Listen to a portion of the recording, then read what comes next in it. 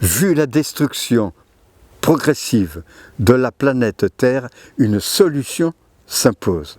Si le mot justice avait eu un sens, un immense mausolée, un énorme monument aurait dû être construit afin de rendre un vibrant hommage à la vie qui a connu un authentique martyr. Avant de sombrer de la vie au trépas, la destruction de cette royale noblesse qui, au temps jadis, était un réel bonheur. La création tout entière était une perpétuelle récréation, où jaillissent à la contemplation sans relâche une lumière intérieure d'une incomparable beauté, de pureté indéfinissable. La victoire de l'arbre signera le salut de toute l'humanité sur l'ensemble de la planète. Le déclin de l'arbre signera le déclin moral de toute l'humanité, de tout entière, et signera la disparition avec tout ce que ça peut comporter, du jamais vu dans toute la grande histoire de la planète Terre, de nos jours, de l'ère moderne. En bref, un paradis perdu à jamais. Une planète bénie des dieux grecs. À son origine, par l'orgueil, les biens matériels, la gloire, qui sont devenus de nos jours les nouveaux dieux des vivants, de notre monde actuel. L'homme, se croyant au-dessus de tout, a créé un monde artificiel, sans aucune retenue, sans foi ni loi, reniant père et mère pour assouvir ses basses passions, ne recherchant devant rien, quitte à sacrifier sans hésitation un louable passé glorieux et prestigieux, afin d'assouvir et de conserver ces misérables privilèges qui ne sont que passagers, chimériques. Il serait souhaitable de rendre un vibrant hommage à la vie sur toutes ses formes, qui nous quitte progressivement, jour après jour, sans espoir de retour. En cela, nos soi-disant cerveaux d'une intelligence supérieure n'ont pas bronché pour intervenir, d'éviter le pire. Alors, l'arbre, c'est synonyme de vie.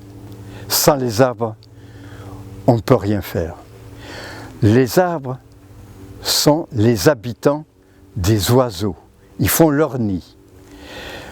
L'arbre, ce sont les petits mammifères qui viennent. C'est les écureuils, ce sont les martres, les fouines, les putois, qui véhiculent les graines de la semence des arbres. Il ne faut jamais oublier que les abeilles font leur nid sur les arbres. Vous avez les ouvrières, les bourdons et les reines qui travaillent dans le creux des arbres. Ils donnent un miel tout à fait extraordinaire. Ils viennent et ils nous donnent également la gelée royale. Et il ne faut jamais oublier que la gelée royale, c'est également 400 fois la nourriture des ouvrières.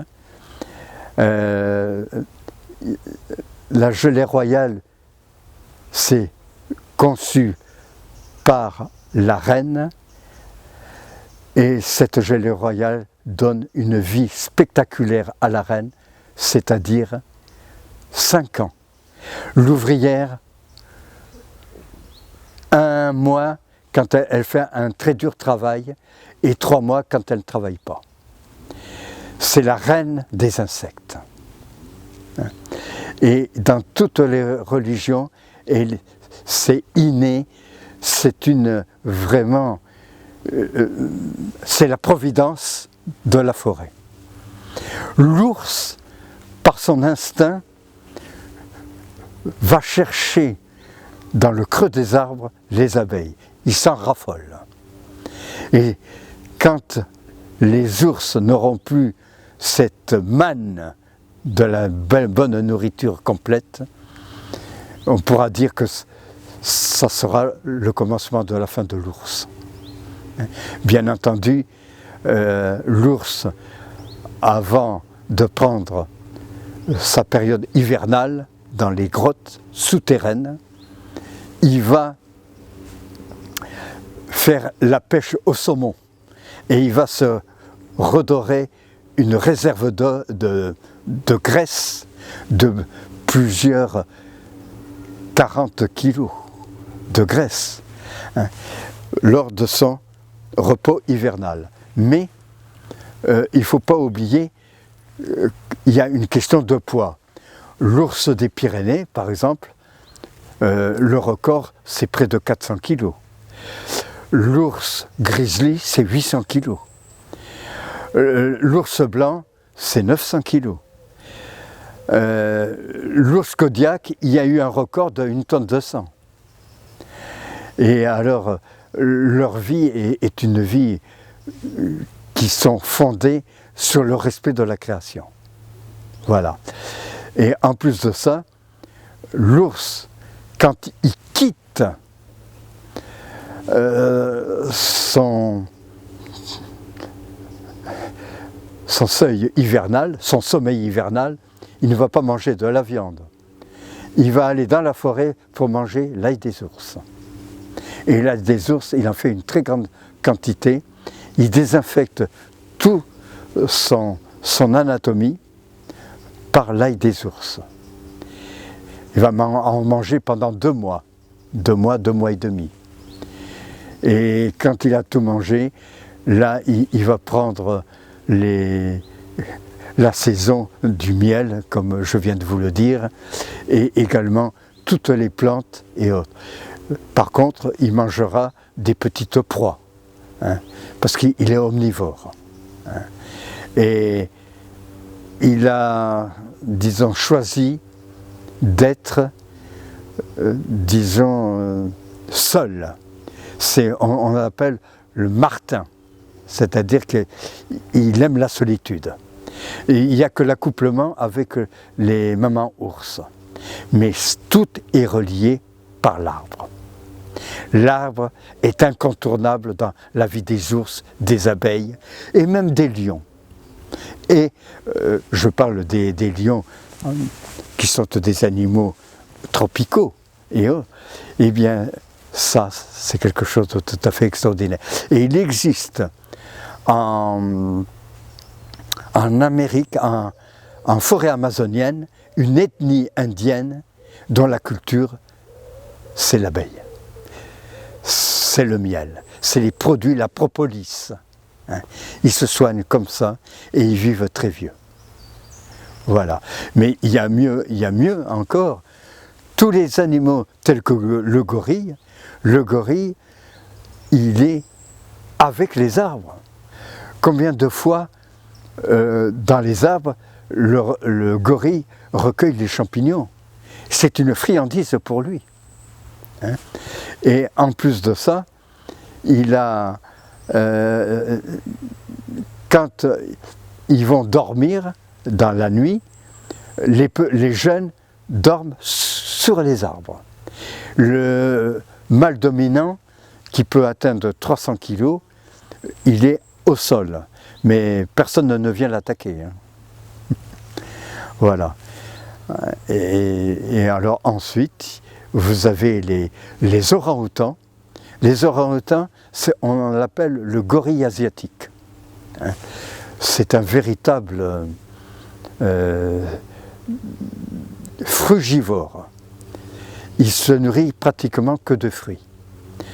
Le gorille asiatique, quand il pèse 90 kg par exemple est l'équivalent de 7 fois la puissance musculaire d'homme, de 7 hommes.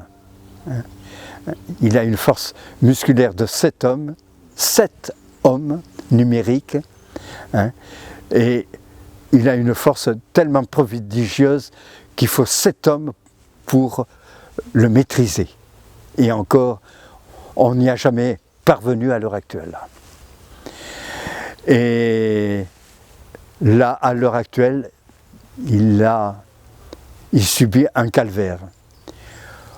On a détruit son habitat, c'est-à-dire les fruits dont l'orang-outan se nourrit. Mais non seulement ça, il a un certain attrait, c'est-à-dire que à la place des arbres fruitiers dont l'orang-outan se nourrit, on a mis des palmiers d'huile. Et il a été, à la télévision, vous avez vu un mâle orang-outan donner des coups de poing à une machine qui était en train de déforestiser son habitat. C'était très émouvant. Mais il y a encore d'autres animaux, tels que la martre, il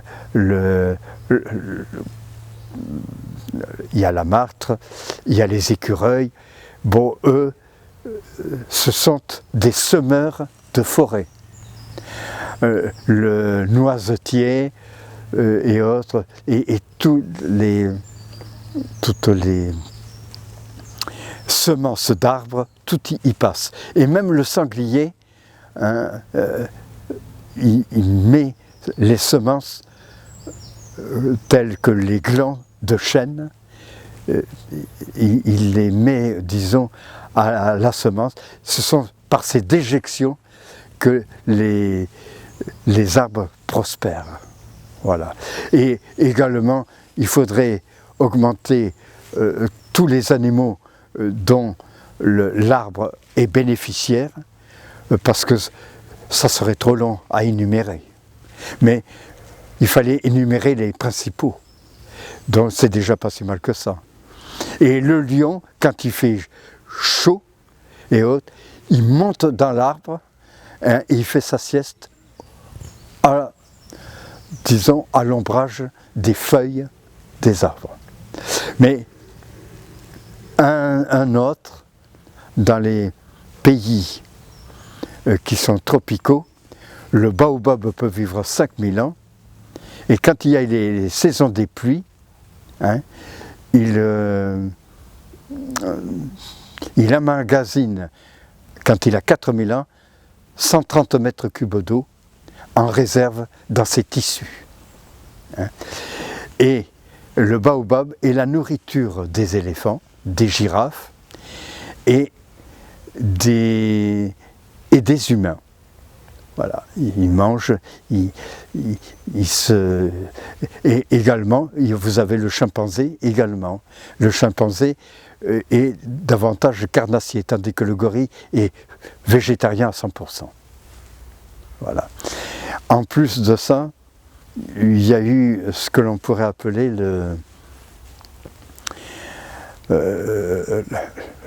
la bienfaisance de la nature, c'est que les orang-outans ou même le gorille, quand il voit des champignons qui poussent sur les arbres, c'est un véritable régal.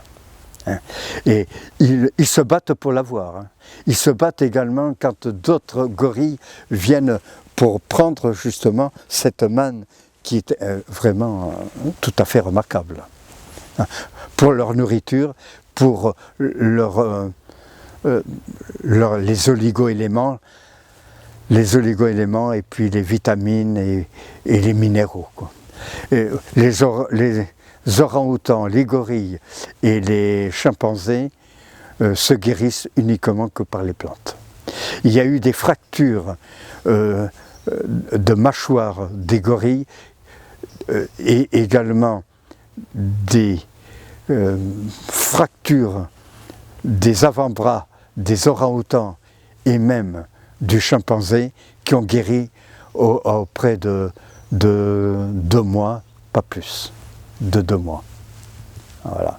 Ils guérissent sans laisser de séquelles. Voilà. Mais d'énumérer tout ce qui a trait, il fallait énumérer les animaux qui sont en voie de disparition parce que les arbres disparaissent. Voilà. Et ça, il fallait le dire. Il faut rendre encore un hommage indescriptible pour les arbres. Bon, les animaux comme les vaches, les moutons, les chèvres, ils viennent quand il y a un été, une grande chaleur, ils viennent à l'abri des feuillages d'arbres. Et l'arbre leur donne la boisson, tout voulu, les sources, tout ça. Et en plus de ça, ils vont donner, disons, à l'homme le précieux butin, le lait. Et le lait est un aliment complet datant. Voilà. Avec le lait, les matières minérales, vitamines, tout y est. Il y a peut-être un élément, le fer, c'est pas le fort du lait, mais en réalité c'est un aliment complet dans toute acceptation du terme. Lait de brebis, lait de chèvre, lait de cheval, lait de vache. Tout, c'est la nature au pied des arbres qui donne de tels aliments complets à l'homme. Et qui dit lait dit fromage, aliment complet également. Voilà. Rien à voir avec la chimie que nous avons à l'heure actuelle. Ah, il faut le pointiller là. Hein. Le lait qui a un goût de noisette, quand il est, disons, prélevé d'une manière naturelle, hein, et les fromages, sortes de fromages, toutes les sortes de fromages, c'est très riche, ce sont des aliments complets par excellence, et il faut dire merci à l'arbre. Et l'arbre donne l'eau. Hein. J'en ai parlé pour le baobab. Hein. L'eau, c'est vraiment quelque chose d'indispensable. Et là où il y a l'arbre, il y a l'eau. Et avec les incendies de forêt, hein, aucun technicien, aucun intellectuel n'a pu dire « halte là, halte là ». Il ne faut pas passer à ça. Si les arbres disparaissent, il y aura le problème de l'eau. J'arrive à avoir fait tout le travail, plusieurs dizaines de vidéos, un nombre incalculable de vidéos, et je pense que ça sera les dernières, parce que le chapitre de l'arbre, on ne peut pas le contourner. Il ne faut jamais oublier que l'arbre, c'est un monument historique. Hein, quand on voit un baobab qui peut vivre 5000 ans, hein, et qui met en réserve également 130 mètres cubes d'eau dans les périodes de pluie, que le séquoia peut atteindre 112 mètres de hauteur et autant en profondeur pour puiser sa nourriture, ça demande beaucoup de respect. Et si on n'a pas ce respect-là, c'est même plus la peine de vivre. Et je l'ai fait, j'ai réellement appuyé sur l'arbre parce que l'arbre est incontournable. Hein. D'abord, l'arbre, ça nous donne la santé, ça nous donne tout ce qui est beau et noble, et il ne faut jamais oublier que le Christ, quand il est venu s'incarner sur cette terre, il aimait tout ce qui était arbre. Et il ne faut jamais oublier que dans son existence terrestre, il a eu soif et on lui a donné à boire l'eau des arbres. Sans arbre, il a été crucifié sur l'arbre patibulaire de la croix. Donc il est incontournable. Et dans toutes les religions, je l'ai fait, le 68e commandement du taoïsme, tu ne brûleras pas les pâturages et les forêts de montagne, qui font partie des 7 églises Asie. Il y a encore autre chose, l'illumination du Bouddha, ça a été sous un arbre, il est resté des temps immémoriaux en train de, disons, d'avoir cette illumination spirituelle qui est la religion officielle de l'Asie, par la sagesse et l'humilité et les tentations. L'arbre, c'était en première position. Et il ne faut jamais oublier que quand il était sous l'arbre, il y a un cobra royal qui est venu, qui a déployé son chapeau, et il est reparti comme il était reparti. Il ne faut jamais oublier que le cobra royal, c'est le serpent le plus mortel de la terre. Il peut tuer également, chaque année, plusieurs éléphants par sa piqûre, par son venin qui est un venin terrible. Eh bien, il l'a frôlé, mais il est parti aussi sec. Pour conclure, il y a tout de même une 50aine de vidéos qui ont été élaborées. Et il faut, pour rendre hommage à toute cette création. Mais là où je suis obligé de m'incliner, c'est un film de Jean Dujardin concernant les gardiennes de la planète Terre. Et là, je pense, l'arbre, c'est quelque chose que l'on ne peut pas contourner également. La question de monsieur Jean Dujardin, les gardiens de la planète, c'est un chef-d'œuvre. Mais là, ce que j'ai voulu faire comprendre, c'est que toute la création sur Terre, c'est les arbres. Les arbres, on ne peut pas nier, c'est tout.